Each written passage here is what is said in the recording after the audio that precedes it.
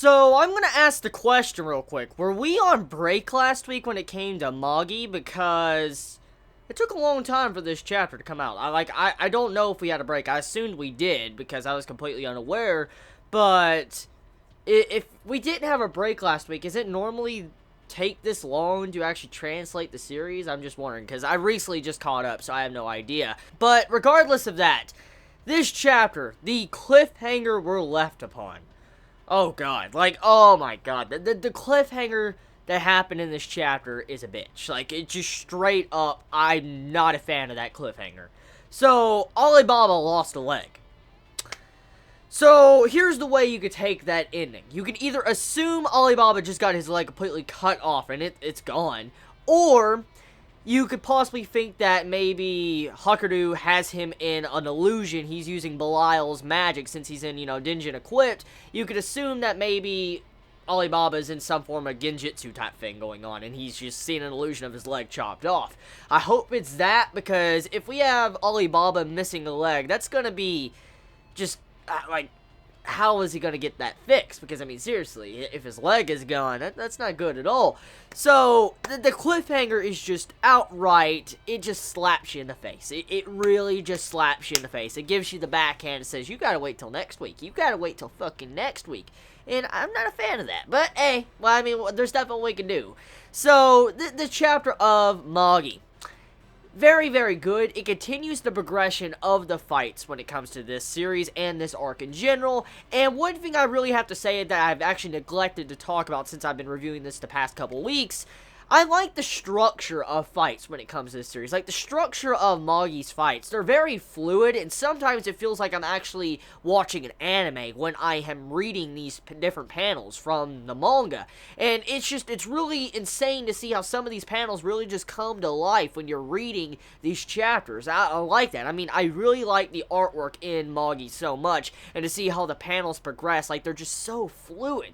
So, I just like the way the battles are really demonstrated in Magi, the way they just are fleshed out. We get to see each individual action of the characters and what they do. It's just, there's some godlike panels, in Magi. And this chapter has some really good freaking panels. Like that one shot where you saw Aladdin and Judar right above it. Oh, dude, that freaking panel in this chapter, that artwork, man. Like, that straight up artwork is intense. It is so intense when you see artwork like that in this series. It's a weekly freaking series, too.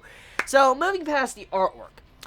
The chapter, the first half of the chapter is seeing the progression of Aladdin versus Judar. That's what the first half of the chapter is. You see how Aladdin hasn't fully mastered Solomon's magic yet. He's still having trouble, and he's still having trouble mastering it. All he can really use it for at the moment is defense, and he really can't see the different vectors and lines with, Solomon's magic, so he's really not at full potential yet. And in the middle of the chapter, he states, like, he needs to find a way how he can manipulate this power without seeing the line. So we'll have to see how Aladdin comes up with a new strategy to use his father's magic. I'm looking forward to seeing exactly how he uses it. And that's pretty much the first half of the chapter, getting to see, Judar and them going at it, beating the shit out of each other, and that's the first half of the chapter. The second half of the chapter, pretty straightforward. You see how Hakuryuu, he's mastered his second ninja equip, Belial, and wow, like, he is a genius when it comes to these Dinjin equips. Like, to be able to master Belial that fast,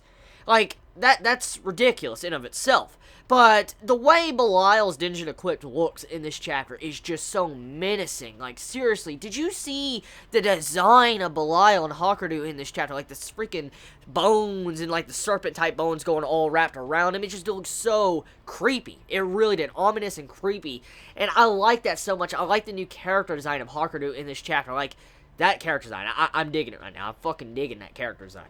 And it looks bad fucking ass. Like, I think out of all the Dinjin equips I have seen while reading the series, I think that's one of my favorites. I've always liked the necromancer-type looking, characters, and to see how he has, like, these bones all around him, it looks so kick-ass seeing Hakuryuu look like that.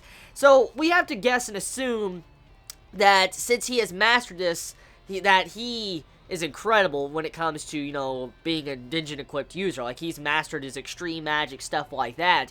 It just goes to show you how great of a fighter Hakuryuu is to be able to do something like that in such a short span of time. So, quite the surprising chapter when it comes to Hakuryuu learning his Digin-equipped. Now, like I said earlier on in this review, you have it where Alibaba loses his leg, his left leg. So, I don't know how to take that, because you see, like, this aura coming out of Alibaba's leg, and he senses, like, something's really weird and off with his leg. Even though it's off, it's like something else is going on with it, so we can assume maybe it's not completely off, it might be an illusion, or something else is going on here. Maybe he's starting to take control of Alibaba. Like, what if Hakuryuu takes control of Alibaba's body? Dude, that'd be fucked up. Like, imagine if he starts using Alibaba like a fiddle, and he uses Alibaba to fight, you know, Aladdin. That dude. That would be crazy if that happens, because we do know Belial manipulates people's memories and stuff like that, and alters it, and does all sorts of shit like that. So, if Belial can do something like that, without its Digin equipped, like its base type moves, it makes me assume, since it cut Alibaba like that, with its scythe, something bad is about to go down. So tell me your thoughts in the comments below. I mean, how do you feel about this week's chapter of Magi? Did you enjoy it? Did you hate it? Are you upset it took so long for this chapter to come out? And if any of you could clarify, was it out last week like was the Raws? I'm guessing did it take a long time to, you know, translate? Or did it have a 1 week break? If anyone could clarify that for me, please do that. I mean, I'd be very thankful. So you all have a wonderful day or not wherever you live. Please be safe. Chibi out.